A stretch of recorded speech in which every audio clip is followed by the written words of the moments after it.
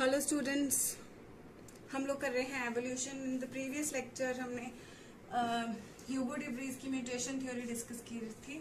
मैं अभी आपको थ्योरीज ऑफ एवोल्यूशन जनरल करवा देती हूँ। वैसे तो लेमार्किज्म और डार्विनिज्म हमने डिस्कस कर लिया था, बट स्टिल हम लोग डिटेल में थोड़ा कर लेते हैं।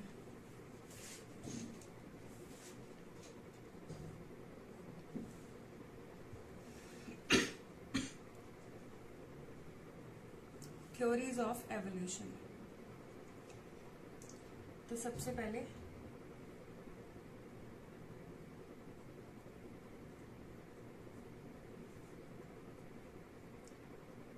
Lamarck's theory of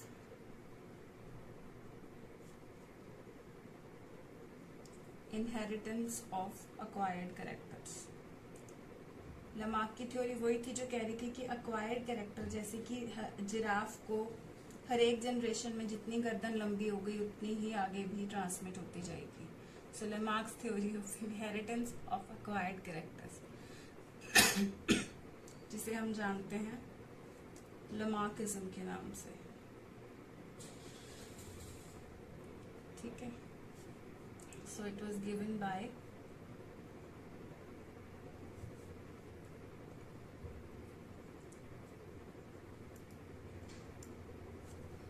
Jean Baptiste day Lamarck.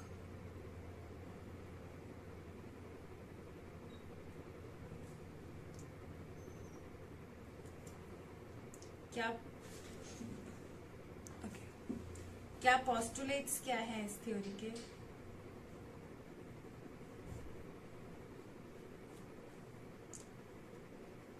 According to Lamarck, जरूरतों के हिसाब से न्यू नीड्स, जैसे जैसे नई जरूरतें बनेंगी उस हिसाब से ये एवोल्यूशन होता है।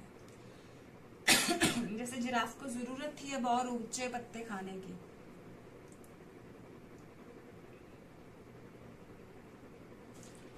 उस हिसाब से बाकी use and disuse of organs, यानी कि जिन ऑर्गन्स को ज्यादा इस्तेमाल किया जाएगा वो ज्यादा डेवलप हो जाएंगे, जिनको कम वो रिसीड हो जाएंगे। जैसे कि टेल खत्म हो गई है हम लोगों में। Inheritance of acquired characters,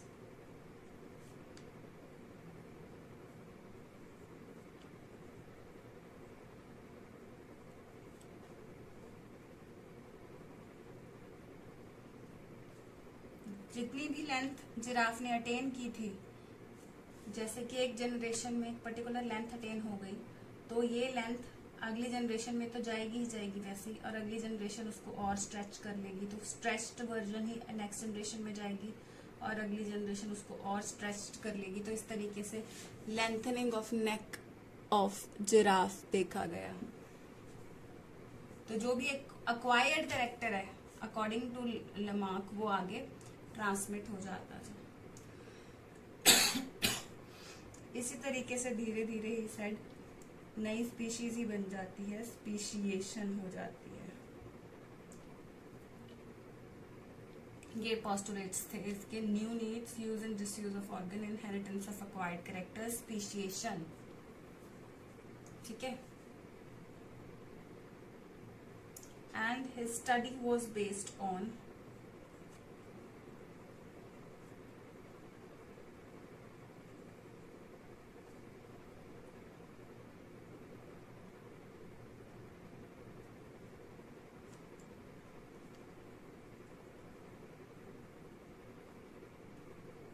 comparison of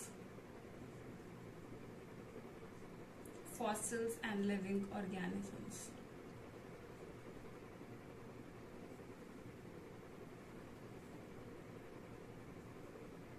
तो फॉसिल्स को और लिविंग ऑर्गेनिजम्स को कंपेयर करके उन्होंने ये स्टडी दी थी।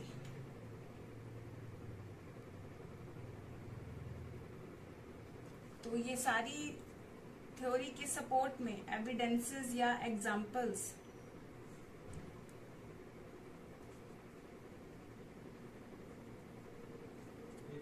इसके सपोर्ट में क्या क्या है?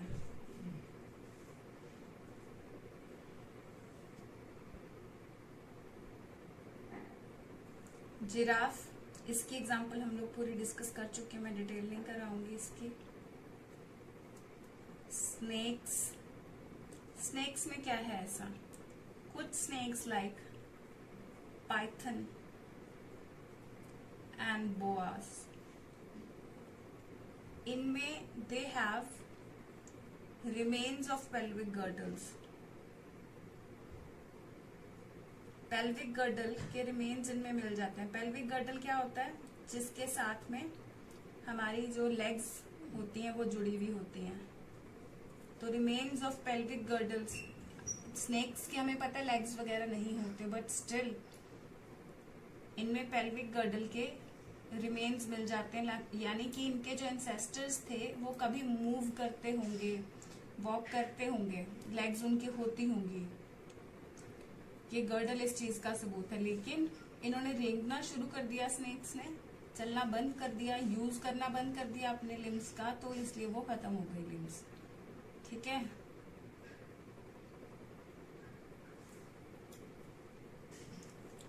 देन एक्वेटिक बर्ड्स,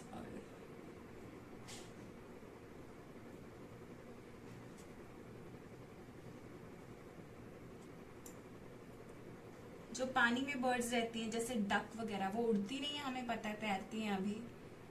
तो आज भी उनमें विंग्स के जो हैं विंग्स होते हैं कुछ हद तक, लेकिन यूज नहीं होते। तो ये इनका होना आज भी इस बात का सबूत है कि ये कभी उड़ते होंगे, लेकिन आज सिर्फ विंग पैड्स रह जाते हैं, विंग्स प्रॉपर डेवलप नहीं होते हैं क्योंकि वो यूज नहीं किए उन्होंने विंग्स। और दूसरी तरफ इन्होंने अपने टोज जो हैं वो वेब्ड टोज हैं इनमें। पैर इनमें ध्यान से आप देखोगे तो कुछ इस तरीके से वेब्ड दिखते हैं, ताकि इनको स्विमिंग में हेल्प कर सके। तो एडवांस हो गई ये चीज, चेंज हो गया इतना कि स्विमिंग में मदद करने के लिए टोज वेब हो गए हैं। फिर फ्लाइटलेस बर्ड्स,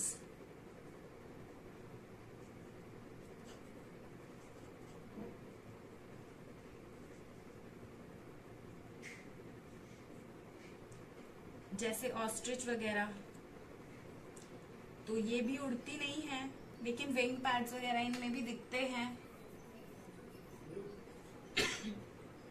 तो ये भी इस चीज का सबूत है कि इनके एंसेस्टर्स कभी उड़ते होंगे। इनमें विंग्स रिड्यूस हो गए हैं बिकॉज वो यूज नहीं हो रहे थे।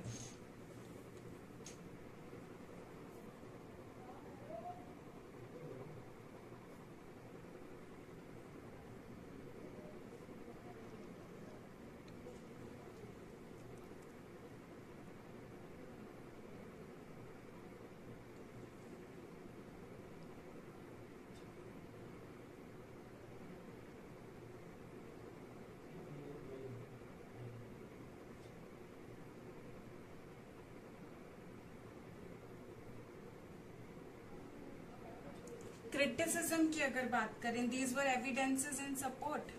तो अभी अगर क्रिटिसिज्म की बात करें, इसके अगेंस्ट बात करें, criticism of Lamarckism,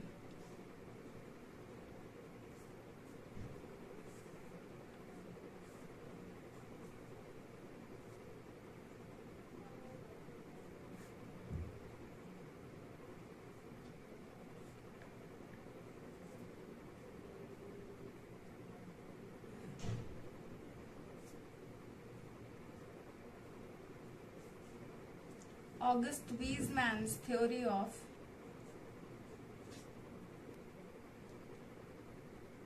continuity of germplasm।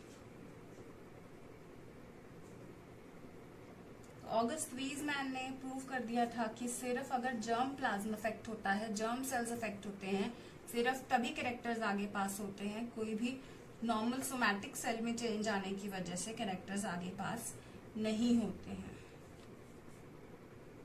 तो इन्होंने क्या किया था, he cut the tales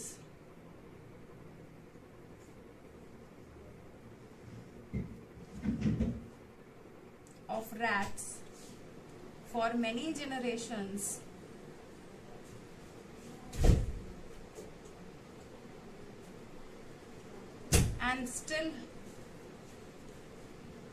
and found that still there was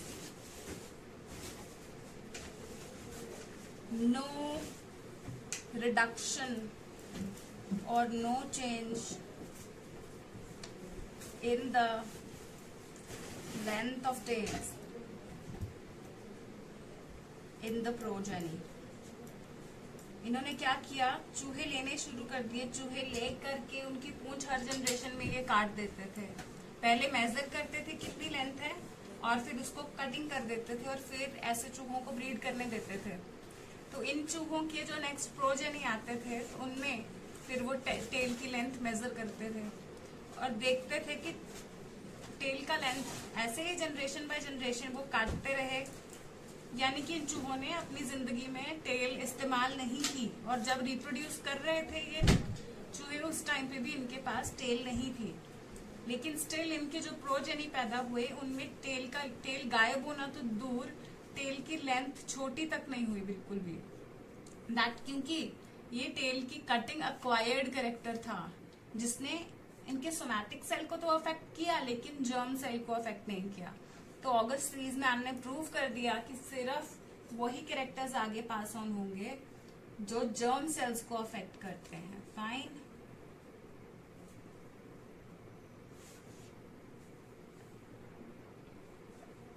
then next आता है पावलोव्स एक्सपेरिमेंट।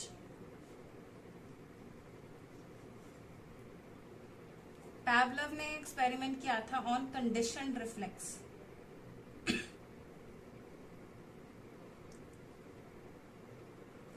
अब देखो, नॉर्मली जो रिफ्लेक्स एक्शंस होते हैं, गरम तवे को हाथ लगने वाला रिफ्लेक्स हर किसी में होता है, लेकिन टेस्ट का सबका अलग अलग होता है ना। तो आज अगर तुम लोग को कोई आइसक्रीम या कोई चीज पर्टिकुलर अच्छी लगती है, उसकी आप तुरंत खुशबू सूंघोगे, खुशबू आएगी आपको या आपके सामने आ जाती है तो आपके मुंह में पानी आना शुरू हो जाएगा, बिकॉज उसका टेस्ट आप लोग जानते हो और आपको पता है कि वो आपको अच्छा लगता है। सो वो अक्वायर किया हुआ रिफ्लेक्स है, ठीक है। अब एक न्यू बॉर्न को उसका टेस्ट इंट्रोड्यूस करना पड़ेगा, तब जाके उसको पता चलेगा कि वो टेस्ट अच्छा है या नहीं है। तो पावलोव ने जो एक्सपेरिमेंट किया था वो एक डॉग के ऊपर किया था। तो ये साइकोलॉजी भी कुछ लोग पढ़ते हैं तो उसमें भी ये एक इम्पोर्टेंट एक्सपेरिमेंट बन के आता है। पावलोव ने क्या किया, इन्होंने जैसे रोज एक डॉग को एक खाना देते हैं, ठीक है, तो खाना देने से इमीडिएटली पहले बेल बजाना शुरू कर दिया। तो डॉग के रूटीन में आ गया, डॉग को पता चल गया कि जैसे ही ये बेल की आवाज आती है इसके बाद मेरे को खाना मिलता है, ठीक है। तो एक काफी लंबे अरसे तक वो ऐसे ही करते रहे, बेल बजाते थे उसके बाद उसको खाना देते थे।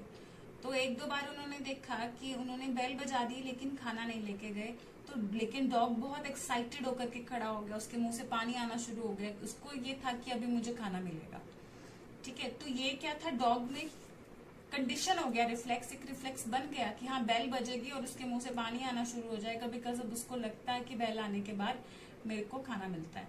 तो वो कंडीशन रिफ्लेक्स था, उसको ये रिफ्लेक्स उस डॉग में जनरेट किया गया, ठीक है। तो ये कंडीशन रिफ्लेक्स उस डॉग में तो हमने उसको प्रैक्टिस करवा के जनरेट करवाया, लेकिन ये डॉग के अगर बच्चे होंगे तो उनमें भी कंडीशन रिफ्लेक्स दोबारा से शुरू करना पड़ेगा। ये इनहेरिट नहीं होगा, condition reflex not inherited in pups. ये पावलोव एक्सपेरिमेंट का जो कंडीशन रिफ्लेक्स था, it was not inherited in pups. तो ये पप्स में इनहेरिटेड नहीं था, उनको दोबारा से ट्रेन करना पड़ना था, ठीक है। वैसे ही जो डॉग्स हम लोग ट्रेन करते हैं इसके लिए, डॉग स्क्वाड वगैरह के लिए, तो उनको भी, उनके पप्स भी ऑलरेडी पैदा नहीं होते वो ट्रेनिंग के साथ, उनको भी दोबारा ट्रेन करना पड़ेगा। सिमिलरली रेसलर्स जो इतनी बॉडी बिल्डिंग वगैरह करके मसल्स बनाते हैं, that they are also not inherited in their progeny. उनके प्रोजेनी को भी अगर मसल्स चाहिए तो उनको भी उतना ही मेहनत करना पड़ेगा अपने पेरेंट्स के जितना। एक हमारे इंडिया में बहुत कॉमन है नोज पियर्सिंग और ईयर पियर्सिंग। अपनी मम्मी वो जो बनाती है ना, कान छिदवाती है, नाक छिदवाते हैं for this jewellery and all, तो वो piercing of nose and year, बच्चे पैदा तो नहीं होते नोज और ईयर पियर्सिंग के साथ, अगर उनको कान में बाली पहननी है तो उनको अपना कान छिदवाना पड़ेगा, वो पैदा नहीं होंगे उसके साथ, ठीक है। चाइना में स्मॉल फीट, अब चाइना के लोग छोटे पैर, उनको ऐसा लगता है कि it is a sign of beauty, तो वो क्या करते हैं, बच्चों के छोटे एज से ही उनके बच्चों के वुडन शूज पहनाना शुरू कर देते हैं। तो वुडन शूज क्या होता है, उनकी शू जो पैर की लेंथ ग्रो करना रिस्ट्रिक्ट करता है, तो इनके पैर छोटे होते हैं उस वजह से।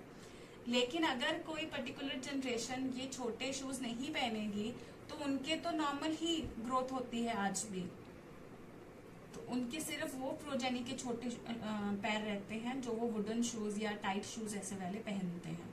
सो स्मॉल फीट उनके वहां पे इनहेरिटेड नहीं है, उसको करवाया गया है ऐसे छोटे शूज पहन पहन के, ग्रोथ रिस्ट्रिक्ट करवाई गई है।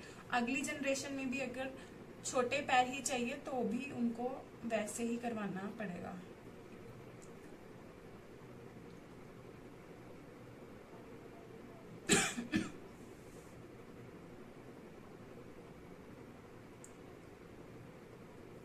ये सारा कुछ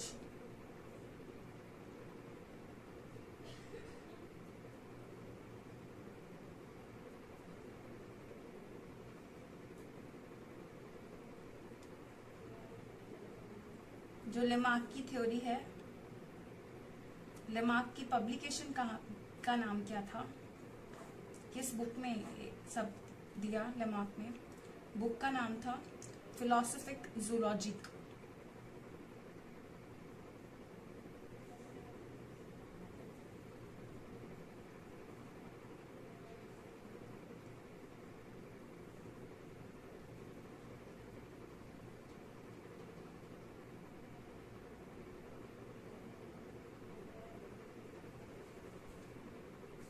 फिलोसॉफिक जूलॉजिक।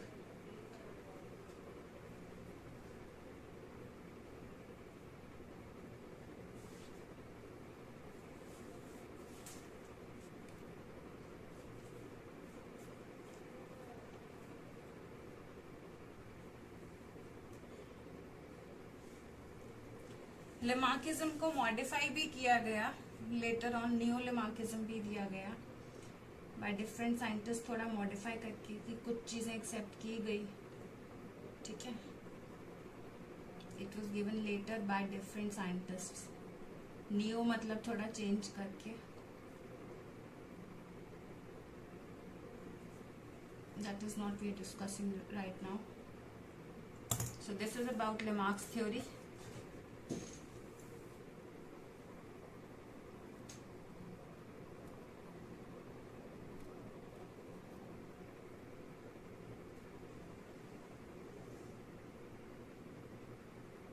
सो जीन बैप्टिस्टे डे लेमार्क ने ये थ्योरी दी। क्या पोस्टुलेट्स हैं, क्या एविडेंसेस इसके सपोर्ट में है और क्या इसका क्रिटिसिज्म है। बुक का नाम बहुत ज़्यादा इम्पोर्टेंट है।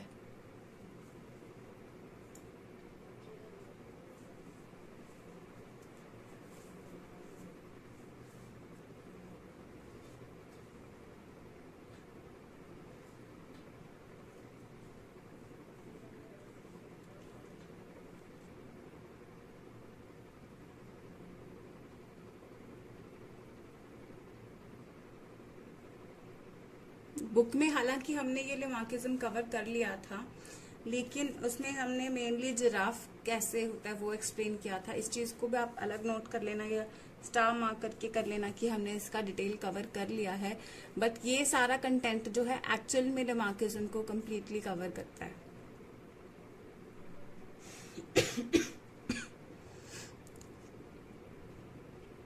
कंटेंट थोड़ा ज्यादा लंबा है, मैं नियरली 8 मिनट्स के अराउंड आपको देती हूँ। हालांकि मुझे इसको लिखने में सारा टाइम लगा है because I have been explaining you, so I give you little longer to note the content down. मैं चाहती हूँ अभी नोट करो और अच्छे से नोट करो, तो थोड़ा मैं लंबा टाइम देती हूँ आपको। वैसे मैंने 1 पेज के बाद देना था, लेकिन आपको सारा पता हो कितना कंटेंट आपने नोट करना है। दैट इज वाई मैंने सारा लिख दिया है। अभी नियरली ले लो 8 to 9 मिनट्स, ठीक है। ले लो और नोट करो इसको अच्छे से। टेक अराउंड 10 मिनट के आसपास टाइम दे दूंगी तुम्हें।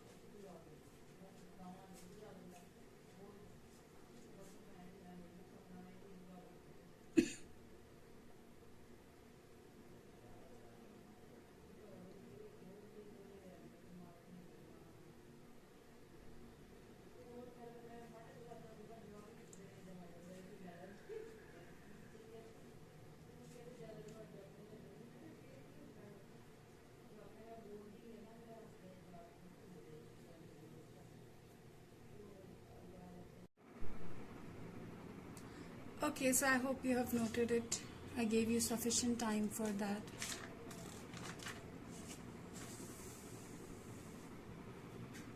So after having discussed the theory of Lamarckism, अभी हम लोग नेक्स्ट डिस्कस कर रहे हैं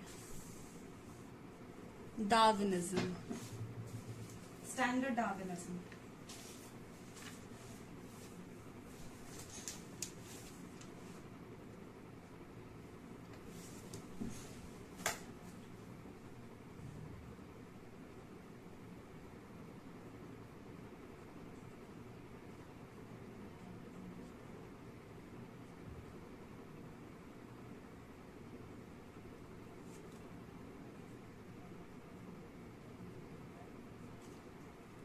Darwin's theory of natural selection.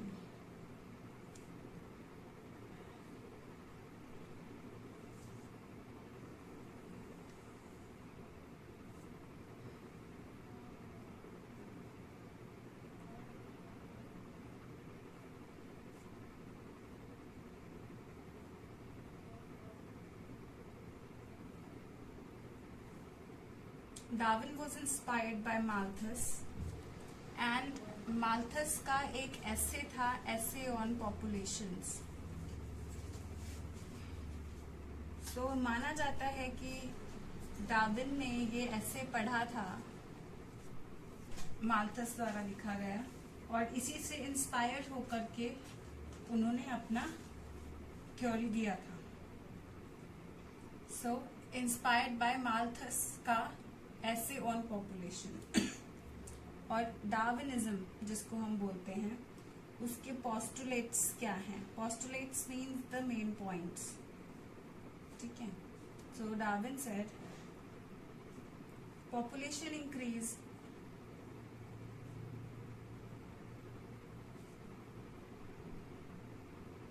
अगर कोई बैरियर नहीं है तो population increase should be geometric. जो हमने देखा था कि बैक्टीरिया में ज्योमेट्रिक हमें दिख जाती है कि हर 20 मिनट्स बाद वो डबल कर लेते हैं. ज्योमेट्रिक मीन्स डबल हो जाना हर थोड़ा टाइम बाद. ठीक है. सो एग्जाम्पल अगर देखें तो paramecium reproduces after every 24 hours. अगर कंडीशंस नॉर्मल रहें, उसको कंपटीशन वगैरह कम रहे, सो अवेलेबल रिसोर्सेज अच्छे रहें, सो paramecium reproduces every 24 hours under optimum conditions.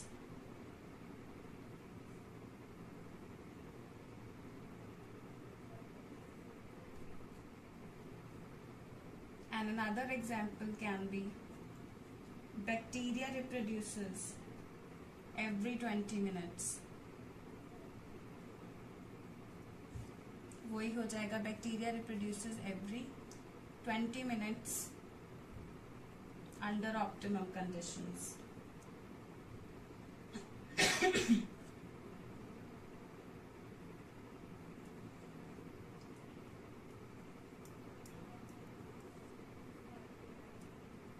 Food resource and space available. देखो population increase can be geometric अगर food resource, space available sufficient रहे. लेकिन normally food resource and space available ये क्या होती हैं चीजें? They are usually limited. Food increase, population geometric increase हो सकती है, लेकिन फूड इंक्रीज ज्योमेट्रिक नहीं होता.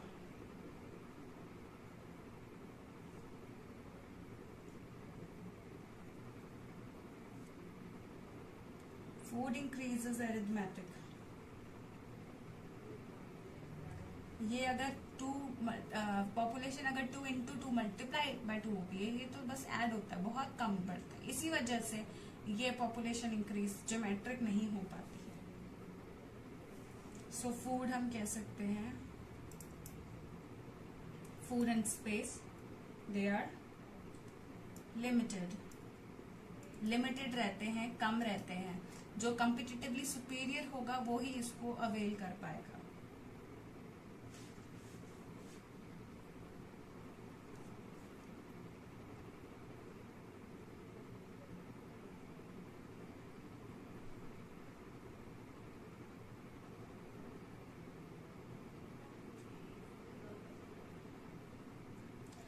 तो हम कह सकते हैं कि बैक्टीरिया या पैरामीशियम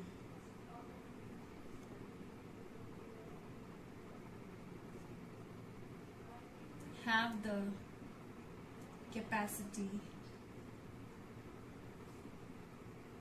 to divide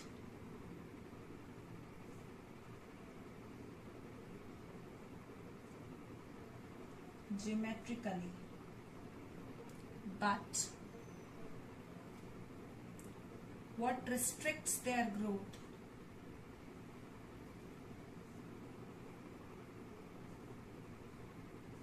इनकी ग्रोथ रिस्ट्रिक्ट कौन करता है? Limited food. What restricts their growth is limited food.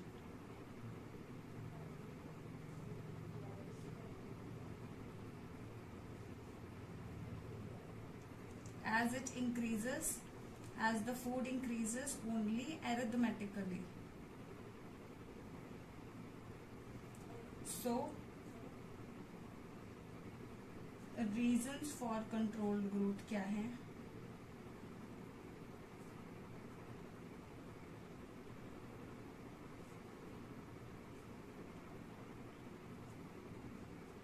Limited food, struggle for existence,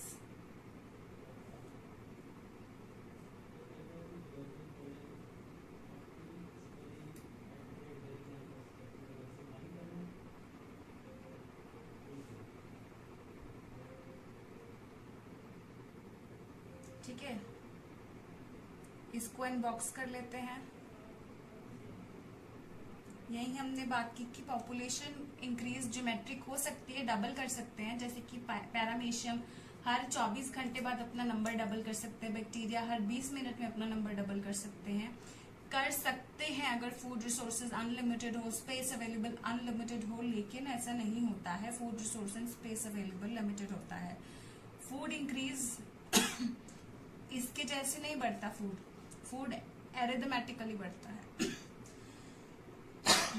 यानी कि अगर 10 ml है तो 12 ml हो जाएगा, 14 ml हो जाएगा, तो ये थोड़ा थोड़ा करके बढ़ेगा। वेराज पॉपुलेशन तो बिल्कुल ही डबल हो सकता है अगर ये सब अनलिमिटेड हो तो। सो बैक्टीरिया, पैरामीशियम एटसेट्रा या populations have the capacity to divide geometrically, but कौन रिस्ट्रिक्ट करता है उनकी growth?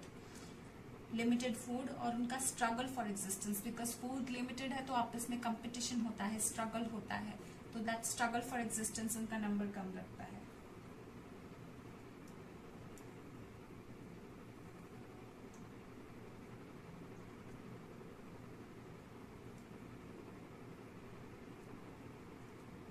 There is struggle for existence. Struggle for existence कहाँ रह जाती है? इंट्रास्पेसिफिक हो सकती है। इंट्रास्पेसिफिक मतलब between members of one species.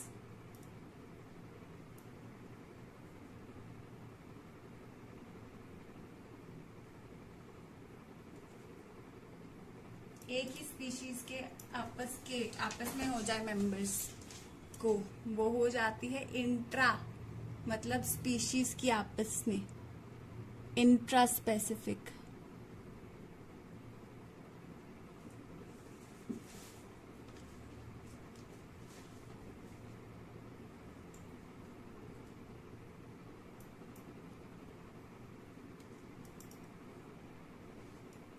Interspecific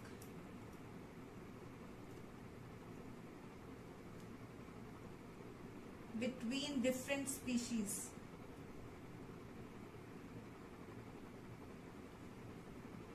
ये कैसे हो सकता है? कंपटीशन हो सकता है। फॉर एग्जाम्पल घास खाने के लिए गोट और डियर दोनों, कंपटीशन, प्रिडेशन, यानी कि और इंट्रा स्पेसिफिक हो सकता है, जैसे शेर और हिरन का। प्रिडेटर है शेर, और हिरन जो है वो प्रोन है, उसको खा सकता है वो। तो प्रिडेशन या competition, inter specific between different species, या तो एक चीज के लिए लड़ना या एक दूसरे का खाना बन जाना, between different species, that is inter specific. Last, environmental. अब पर्टिकुलर मौसम ऐसा है जो कुछ लोगों को सूट करता है, कुछ को नहीं सूट करता है ना, जैसे भी मैं बीमार हो गई। सो एनवायरमेंटल,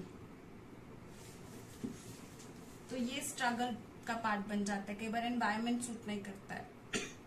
इंटर स्पेसिफिक, कंपटीशन या predation, intra specific between same species. Same species तो ऑब्वियसली सेम ही चीज खाएंगे। अब मैं इंटर स्पेसिफिक का कंपटीशन आपको बताऊं, गैलापागोस आइलैंड्स जो हमने डिस्कस किया है, जहां पे इसने डार्विन फिंचेस ढूंढी थी, तो उसी गैलापागोस आइलैंड पे एक और चीज देखी गई थी कि गोट और ये कि वहां पे टोटल लोकल टॉर्टोइज रहते थे।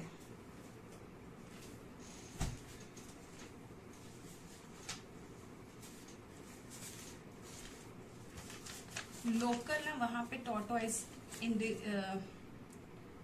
टॉर्टोइज रह रहे थे, ठीक है, टर्टल्स थे लोकल।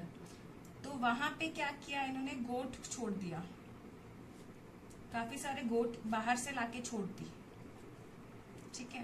तो अब क्या था, इन दोनों को घास खाना था, ठीक है। तो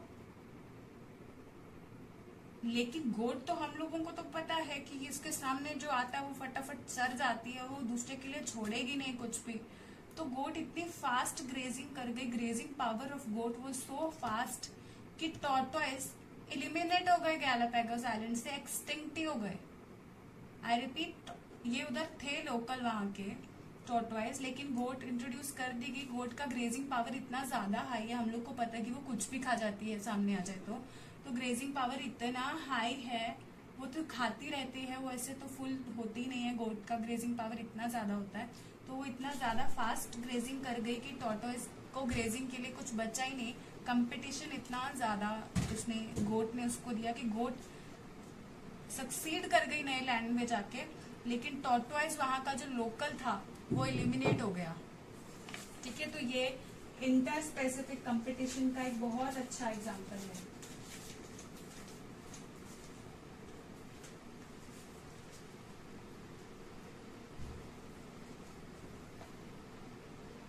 ये 4th पॉइंट आ गया।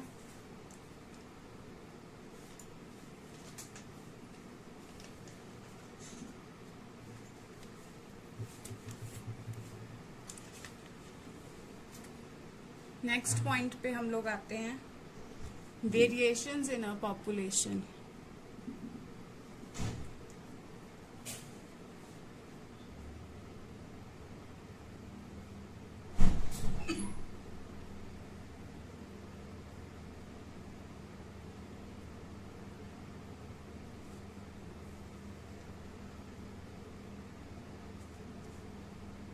तो जो वेरिएशंस हैं पॉपुलेशन में, they can be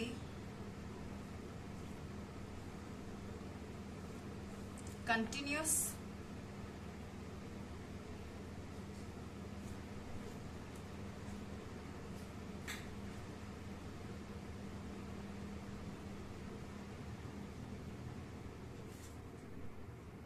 they can be continuous or they can be discontinuous.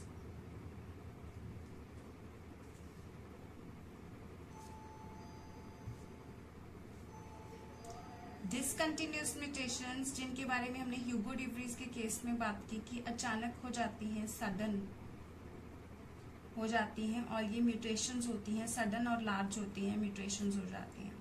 Continuous which are slow,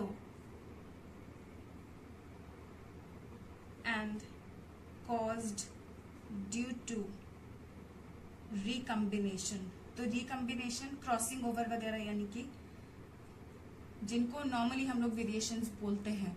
mutations are large variations, obviously mutations unlike variation. तो वेरिएशन को एक तरीके से, या डिफरेंसेस जो आ जाते हैं उनको एक तरीके से दो कैटेगरीज, ये कंटिन्यूस जिनको एक्चुअली हम लोग वेरिएशंस बोलते हैं, और ये म्यूटेशंस। तो we can have short slow mutation variations और डिसकंटिन्यूस सडन म्यूटेशंस, जिनके बारे में डिवरीज ने बात की थी। तो कुछ भी वेरिएशंस पॉसिबल हो पाती हैं अकॉर्डिंग टू डार्विन, कोई भी वेरिएशंस पॉसिबल हो पाती हैं। ठीक है, दिस वाज 4th पॉइंट। तो वेरिएशंस में से भी हमें पता है जो चीज बेनिफिशियल होगी, एनवायरमेंट में सूट करवा पाएगी, वो सिलेक्ट हो जाएगी और दूसरी एलिमिनेट हो जाएगी।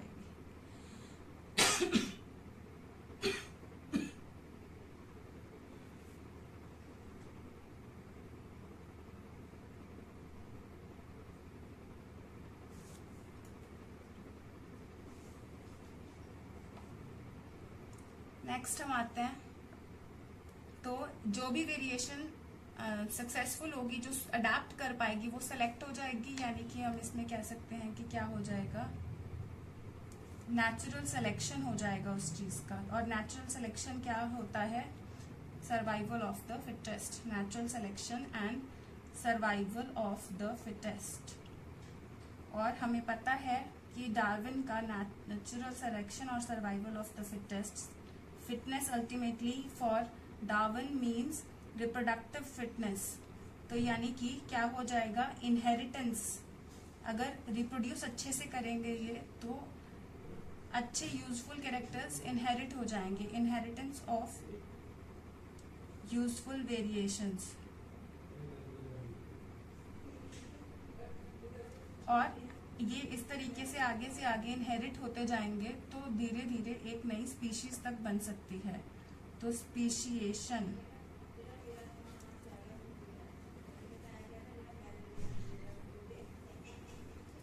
So Darwin's theory of natural selection, it was inspired by, Darwin was inspired by Malthus, who wrote an essay on population time back। ठीक है, वो ऐसे हाथ लग गया डार्विन के, उन्होंने पढ़ा, वो इंस्पायर हो गए और उन्होंने कितना नाम हासिल कर लिया। पोस्टुलेट्स डार्विन ने क्या दिए, डार्विन्स थ्योरी को हम लोग डार्विनिज्म भी कहते हैं। आप आगे पढ़ेंगे तो आपको डार्विन के फैंस बहुत मिलेंगे साइंस वर्ल्ड में। पोस्टुलेट्स क्या कहते हैं डार्विनिज्म के, कि पॉपुलेशन इंक्रीज ज्योमेट्रिक होती है, यानी डबलिंग हो सकती है। जैसे कि बैक्टीरिया 20 मिनट्स में डबल हो जाता है, पैरामीशियम हर 24 घंटे में डबल हो जाते हैं। हालांकि हम लोग माइक्रोस्कोपिक स्ट्रक्चर्स की एग्जांपल लेके बात कर रहे हैं, क्योंकि इनको हम सामने देख सकते हैं रिप्रोड्यूस करते हुए। Food resource and space available limited रहती है, इस वजह से ये पॉसिबल नहीं हो पाता है इनका geometric population increase. Food increase सिर्फ एरिथमेटिक होता है, यानी उनके लिए अवेलेबल फूड उतना तेजी से फूड ग्रो नहीं कर सकता जितना तेजी पॉपुलेशन ग्रो करने का कैपेबिलिटी रखती है। So paramecium and bacteria, they have the capacity to divide geometrically, but what restricts their growth is limited food as it increases arithmetically. So reasons for controlled growth are limited food and struggle for existence. So there is struggle for existence,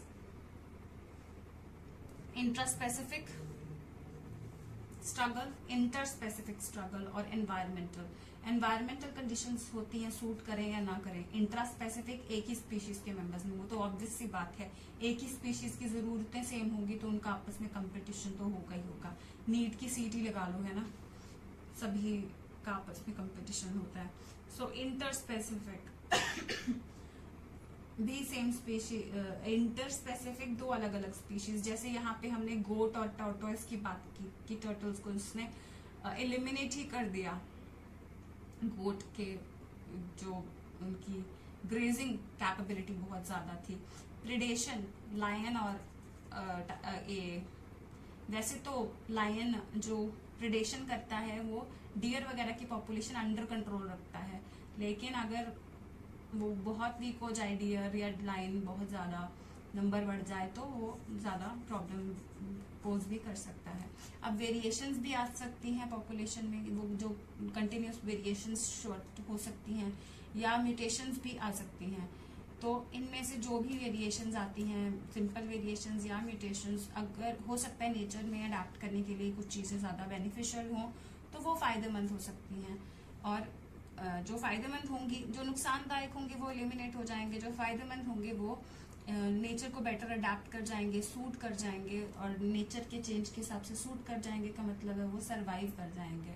और survival of the species की बात करें तो यानी कि वो ज्यादा progeny leave करेंगे, ज्यादा प्रोजेनी लीव करेंगे तो उनमें भी उन कैरेक्टर्स को वो डाल सकते हैं, यानी इनहेरिटेंस हो जाएगी यूजफुल वेरिएशंस की, क्योंकि ये रिकम्बिनेशंस वगैरह की वजह से हुए हैं, जीन्स में चेंजेस आए हैं, तो इनकी इनहेरिटेंस भी हो जाएगी। तो इनहेरिटेंस होकर के हो सकता है फाइनली वेरिएशंस इतनी कलेक्ट होकर के नई स्पीशीज तक बना दें। सो दिस इज डार्विनिज्म। ये सिस्टमैटिक वे में आई थिंक लिखना भी बेहतर है, और ये एक तरीके से हम टॉपिक को अफ्रेश स्टार्ट कर दिया है हमने। थ्योरीज ऑफ एवोल्यूशन, पहली थ्योरी लमार्क थ्योरी, जो इस तरीके से लिखना बहुत ही बेटर रहेगा। आपको नोटबुक पे भी कैसे प्रेजेंट करना है वो भी ध्यान में रहेगा। ये डार्विन्स थ्योरी, ये भी आपको प्रेजेंटेशन अच्छा रहेगा इस तरीके से, ठीक है। So I give you again 10 minutes to note down the contents.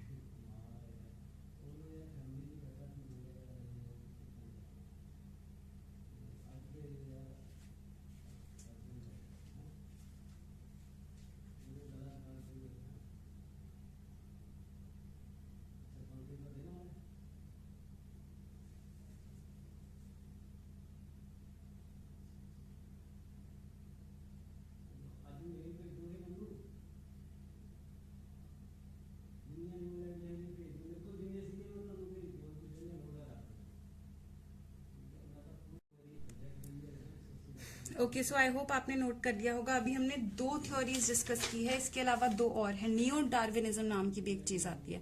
आपकी टेक्स्ट बुक नियो डार्विनिज्म बिल्कुल क्लियर नहीं करती, इसलिए मैंने ये स्टेप वाइज सारा आपको पोज ऑन करना शुरू किया। ह्यूगो डिवरीज को थोड़ा सा थ्रो लाइट करेंगे, फिर नियो डार्विनिज्म डिटेल में करेंगे, ठीक है।